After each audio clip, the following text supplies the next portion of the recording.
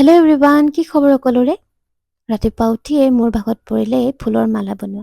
মানে আজি যিহেতু গৰু বিহু, গৰুক মাহ হালধিৰে গা ধুৱাই নতুন পঘাৰে বান্ধি ফুলৰ মালা আদি পিন্ধাই দিয়া হয়।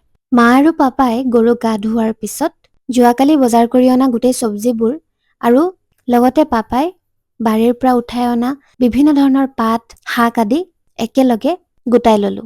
আৰু এইবাৰ এইবোৰ এটা এটাকৈ কটাৰ পাল। এই কামটো মোৰ ভাগতে পৰে। সেই বহি লৈ ধুনীয়াকৈ এটা এটাকৈ চব্জি কাটিবলৈ ললো।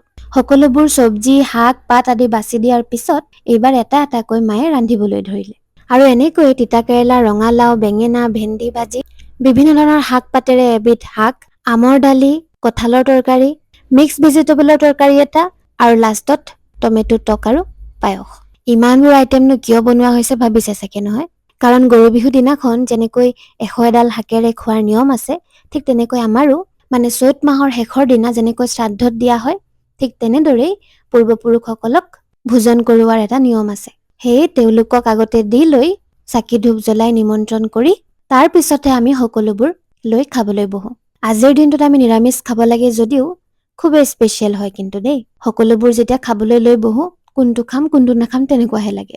তাৰ পিছত অলপ জেতুকা পিচিলো, কাৰণ বিহুৰ দিনাখন জেতুকা নলগালে জানো হয়।